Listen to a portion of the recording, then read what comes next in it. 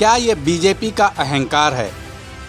क्या यूपी में साल 2022 में होने वाले विधानसभा चुनाव में बीजेपी ने अपनी जीत पक्की मान ली है? क्या किसानों की बात तक बीजेपी की सरकार सुनने को तैयार नहीं है?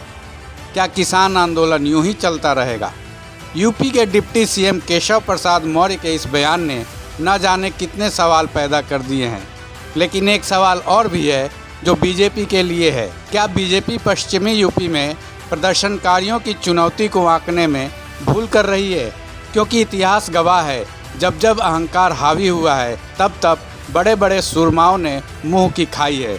महाज्ञानी और महाबलशाली रावण के घमंड ने जब उसका सर्वनाश कर दिया तो और किसी की क्या बिसात। अपनी जिद पर अड़े किसान और सरकार। यूपी में किसानों की महापंचायत ने एक बार फिर सरकार की मुखालफत की पुरजोर शुरुआत कर दी है। मुजफ्फरनगर के जीआईसी मैदान में किसानों ने मोर्चा खोलकर ये कह दिया है कि अगर सरकार उनकी बात नहीं मानती तो यूपी और उत्तराखंड में बीजेपी को सत्ता से बेदखल कर दिया जाएगा। जिसके बाद यूपी के डिप्टी सीएम केशव प्रसाद मौर्य ने बयान दिया है कि किसान आंदोलन का हश्र भी शाहीन बाग के आंदोलन सा होगा। उनके इस बयान पर राजनीति के जानकारों ने हैरानी जताई है। हैरानी ये है कि बीजेपी किसानों के आंदोलन को अंडर एस्टिमेट कर रही है, जिसका असर 2022 के चुनाव पर पड़ सकता है।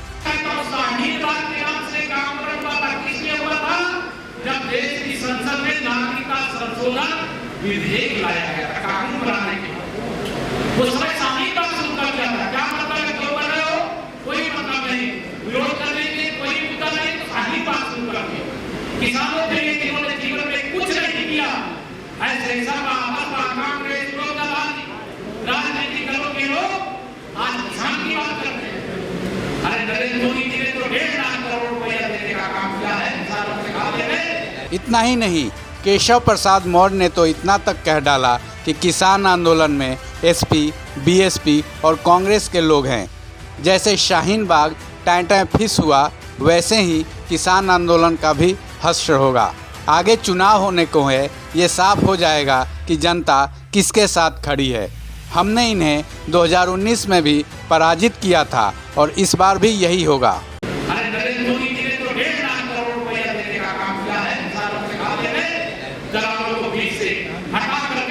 लेकिन कांग्रेसियों ने क्या किया, सपाइयों ने क्या किया, बसपाइयों ने क्या किया, या तो लोग दरवाजे हैं ये क्या किए? किसान यूनियन का बैनर लेकर के किसान बनने की कोशिश मत करो। आप असली चेहरा देश का किसान भी आपका है, उत्तर प्रदेश का किसान भी आपका। और मैं इस सम्मेलन के मंच से कहना चाहता हूँ, जो किसानों के बड़े ऐसे बनते हैं, लोकतंत्र के अंदर सबसे बड़ी अदालत जनता की अदालत। शाहीन बाग और किसान आंदोलन में क्या अंतर है? राजनीतिक जानकारों की माने तो पश्चिमी यूपी में राकेश टिकैत का प्रभाव है। इसकी पृष्ठभूमि पर राकेश टिकैत और नरेश टिकैत संयुक्त किसान मोर्चा का आंदोलन चला रहे हैं। ये पश्चिम उत्तर प्रदेश के ऐसे किसान हैं जिनका खेतिहरों पर भी प्रभाव है और जातियों पर भी। शाहीन बाग के लोगों को पहले कोई नहीं जानता था, लेकिन पश्चिम यूपी के किसानों ने टिकैत परिवार के नेतृत्व में दशकों से प्रदर्शन और आंदोलन होते देखे हैं। ऐसे में ये कहना शायद गलत होगा कि शाहीन बाग और किसान आंदोलन दोनों के प्रदर्शनकारी एक ही से हैं। किसान नेताओं की पृष्ठभूमि का आंदोलन में बड़ा असर। राजनीतिक जानकारों की माने तो टिकैत ने जानबूझकर वो इलाका चुना है जहां किसान यूनियन का सबसे अधिक प्रभाव है। पश्चिम यूपी के किसान सत्ता विरोधी रवैये के लिए मशहूर रहे हैं। चौधरी चरण सिंह जैसे जमीनी नेताओं की पृष्ठभूमि का ये इलाका सत्ता विरोधी की धरती रहा है।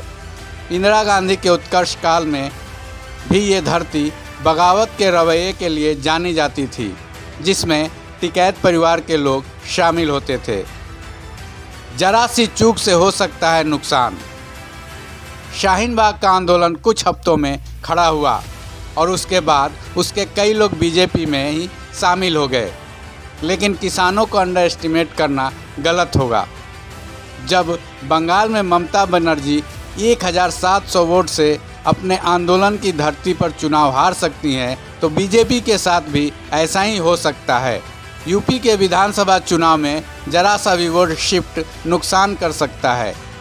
बंगाल में टीएमसी के वोटरों में थोड़ी सी टूट बीजेपी को कहां तक कहां पहुंचा दिया था, इसका उदाहरण सबके सामने है।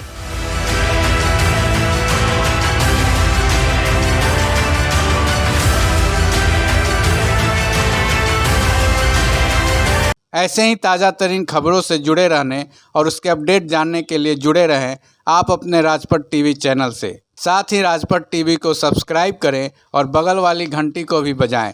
अपना बहुत बहुत ख्याल रखें। साथ ही याद रहे 2 गज की दूरी, मास्क है ज़रूरी।